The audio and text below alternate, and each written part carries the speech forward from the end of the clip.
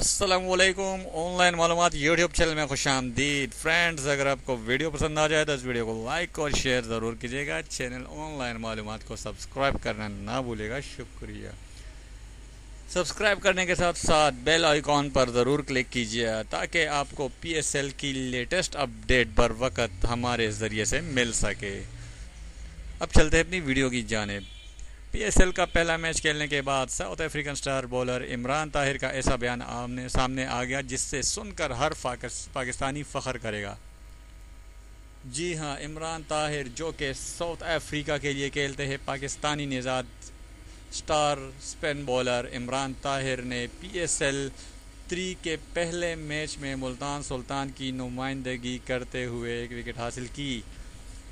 Match के बाद star bowler Imran Tahir ने एक इंटरव्यू में कहा कि पाकिस्तान के लिए खेलना उनका ख्वाब था लेकिन वो मुमकिन ना हो सका। लेकिन आज पाकिस्तान के एक ब्रांड यानी पीएसएल के लिए खेलते हुए उसे बहुत ज़्यादा खुशी महसूस हो रही है और जितनी खुशी उसको पीएसएल लीग में खेलते हुए महसूस हो रही है, इतनी ज़्यादा खुशी इन्हें किसी भी लीग में खेलते हुए महसूस नहीं हुई। उन्होंने शायकीन का जोश व खरोश देखा। उनका कहना था कि एक न्यूट्रल प्लेस पर इतनी ज़्यादा तादाद में लोगों का आना इस बात का सबूत है कि पीएसएल वाकई एक ब्रांड बन चुका है और बहुत ज़बरदस्त किस्म की क्रिकेट पीएसएल में खेली जाती है।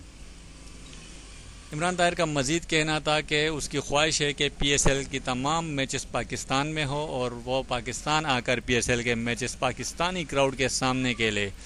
लाहौर जो कि उसका आबाई इलाका है, वहाँ पर जाकर बेहतरीन कारकर्दगी दिखाए अपनी पाकिस्तानी अवाम के सामने।